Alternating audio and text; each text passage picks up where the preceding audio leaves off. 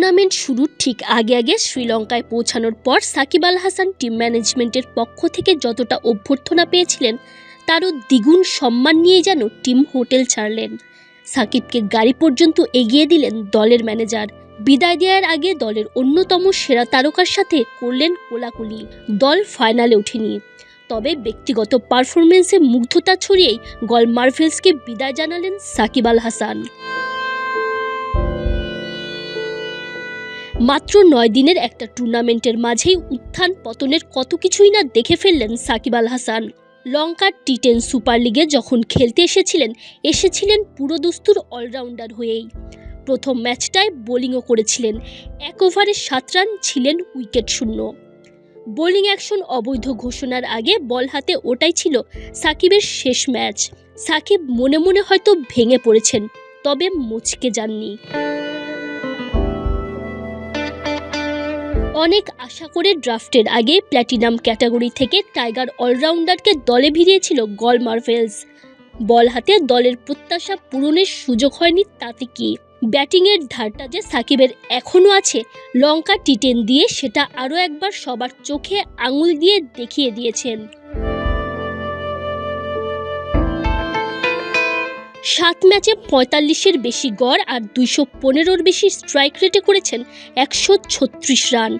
লোকে বলে সাকিব নাকি বল চোখেই দেখেন না, কেউ আবার ডাকেন কানা বাবা বলে।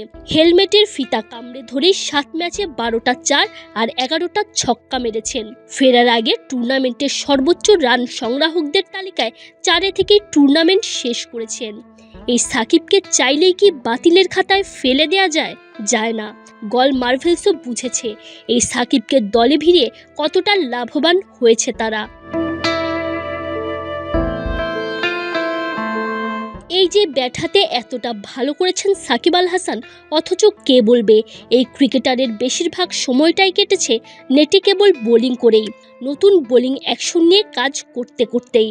সাকিবের বিরুদ্ধে বহু আগে থেকেই একটা অভিযোগ শোনা যায়, ম্যাচের আগে ঠিকঠাক অনুশীলন করেন না টাইগার এই অলরাউন্ডার। অথচ ব্যাটিং অনুশীলনে কম সময় দিয়েও যদি ম্যাচে এমন ব্যাটিং করা যায়, এমন পারফরমেন্স দিয়ে যদি বোলার সাকিবের ঘাটতি পূরণ করে দেওয়া যায়, তাহলে তো এই সাকিব আল হাসানই অনেক ভালো। চাইলেই এই সাকিব আল হাসানকে আপনি ডাকতে পারেন ফিনিক্স পাখি।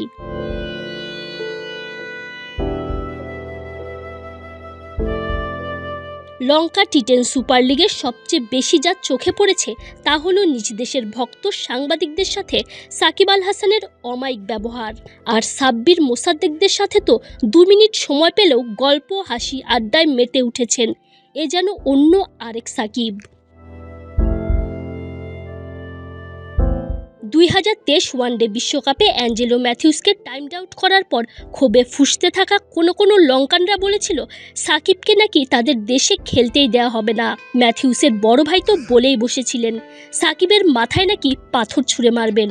অথচ বাস্তবতাই দেখুন না, ম্যাচে এই ব্যাটার যখন একের পর এক 4 ছক্কা মেরেছেন, গ্যালারিতে বসে লঙ্কান ভক্তরাই সাকিবের হয়ে সবচেয়ে বেশি গলা ফাটিয়েছেন।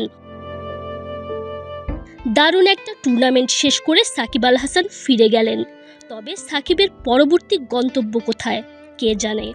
হয়তো বোলিং অ্যাকশনের পরীক্ষা দিতে আইসিসি স্বীকৃত কোনো ল্যাবে, কিন্তু তারপর সাকিবকে কি দেখা যাবে বিপিএলে? দেশের হয়ে খেলবেন কি চ্যাম্পিয়ন্স ট্রফিতে? বাকিরা নাই জানতে পারে। এই মুহূর্তে সাকিব নিজেও কি সেই উত্তর নিশ্চিতভাবে জানেন? Tanzim Oishi, BD cric time.